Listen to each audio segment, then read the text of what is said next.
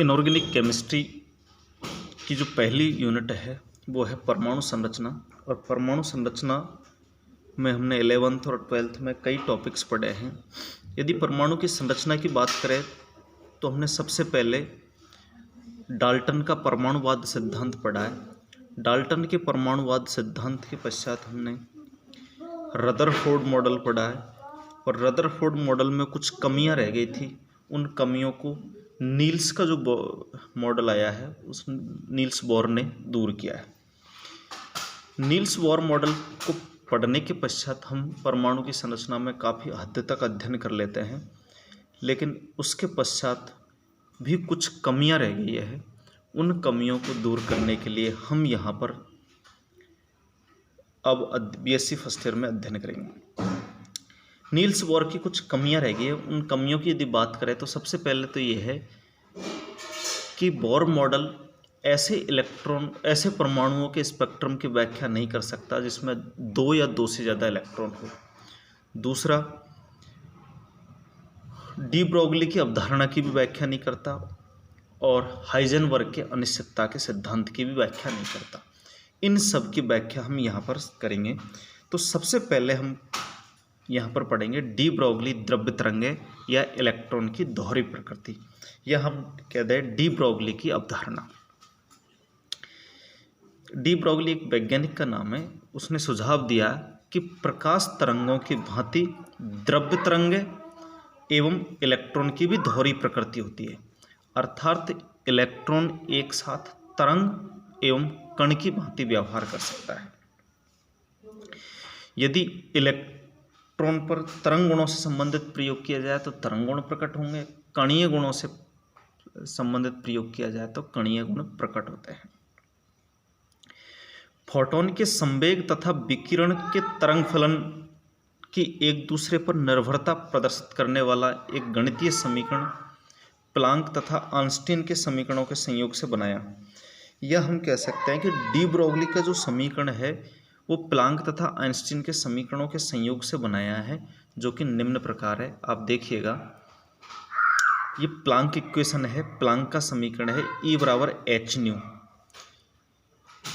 E ऊर्जा है, H Planck constant है, न्यू यहाँ पर आवृत्ति है, जिस आवृत्ति होती है c बटे लैम्डा, प्रकाश का वेग है, तरंग दैर्घ्य है, तो hc बटे लैम्डा भी लिख सकते हैं। इसी प्रकार जो आइंस्टीन समीकरण है E बराबर mc² है, ऊर्जा है, द्रव्यमान है, प्रकाश का वेग है। इन दोनों समीकरणों को यदि मिला दिया जाए तो ये होगा h न्यू बराबर mc²। अब हम जानते हैं न्यू बराबर होता है c बटे लैम्डा, अतः hc बटे लैम्डा बराबर mc²। या इसको अरेंज करेंगे तो इस तरीके से लिख सकते हैं mc² बराबर hc बटे लैम्डा, और इस लैम्डा को इधर की तरफ ले आएंगे, mc² को नीचे ले आएंगे यहाँ पर, तो c से c कट जाएगा तो h बटे mc।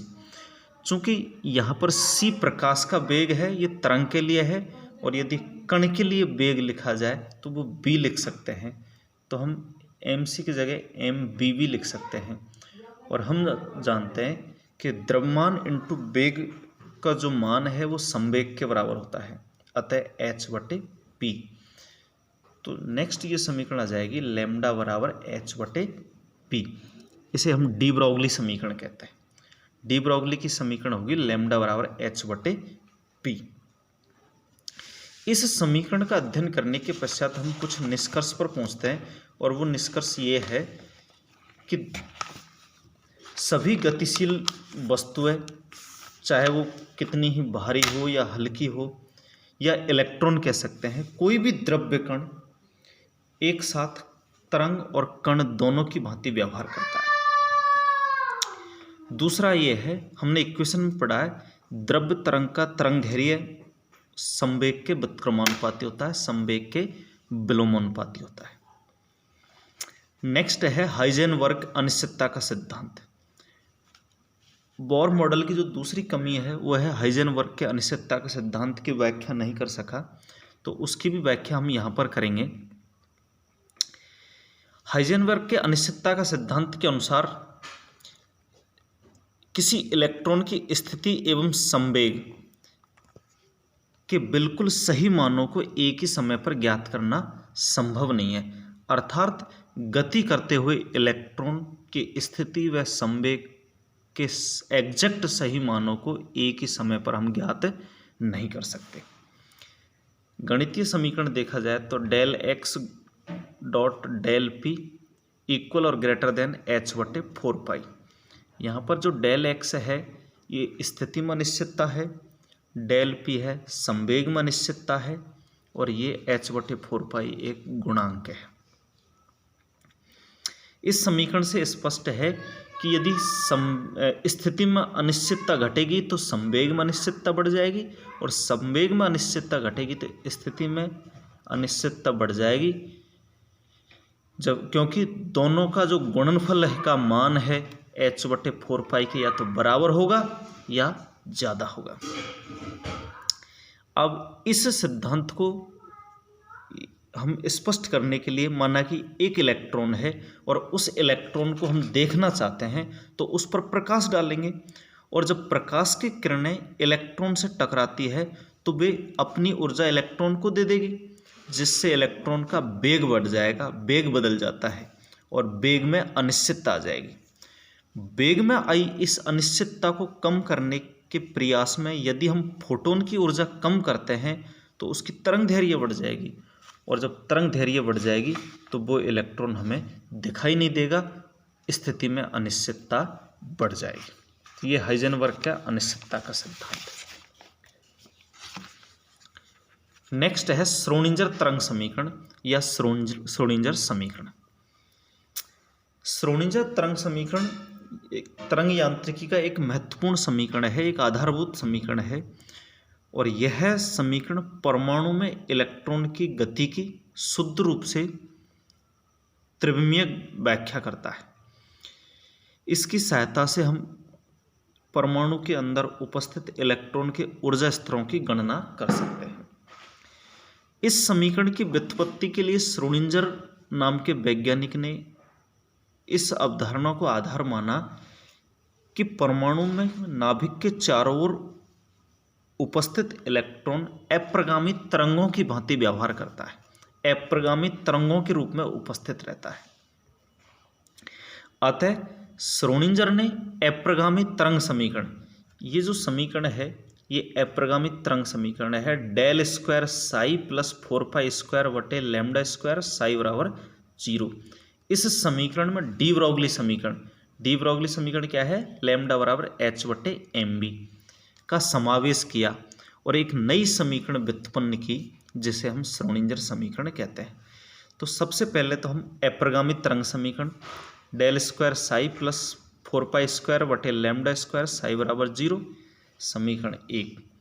यहाँ पर ये जो डेल स्क्वायर है ये लैप्लेसियन संकारक है, लैप्लेसियन ऑपरेटर है, जिसका मान होता है डेल स्क्वायर बटे del X square plus del square बटे del Y square plus del square बटे डेल जेड स्क्वायर। ये त्रिविमीय रूप से है, लेकिन इसको हम कंबाइंड रूप से डेल स्क्वायर लिख सकते हैं, इसका ये मान, इसको समीकरण 1 दे दिया।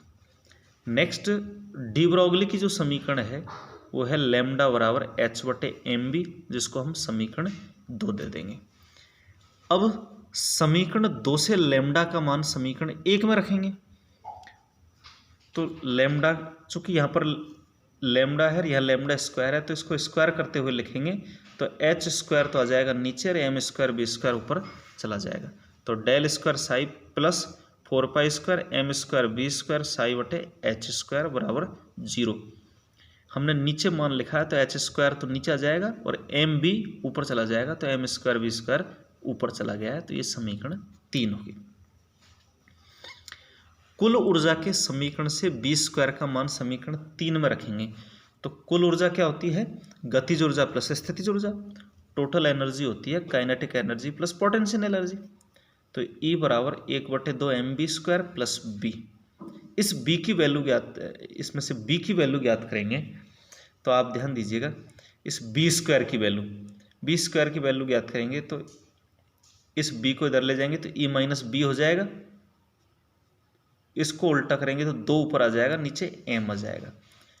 तो बी स्क्वायर का मान इस समीकरण से व्यवस्थित करके निकालेंगे तो ये आ जाएगा 2e-b/m। इस बी स्क्वायर के मान को समीकरण 3 में रखेंगे हम, तो हमारे पास समीकरण 4 आ जाएगी। और ये जो समीकरण 4 है ये श्रोडिंगर समीकरण है। यदि यहाँ पर डेल स्क्वायर का मान लिखा जाए तो ये समीकरण इस तरीके से हो जाएगी, देखिएगा आप। तो यहाँ पर ये जो समीकरण है ये हो जाएगी डेल स्क्वायर साई बटे del X square plus del square psi बटे del Y square plus del square psi बटे del Z square plus 8 pi square m बटे एच स्क्वायर e-b साई बराबर 0।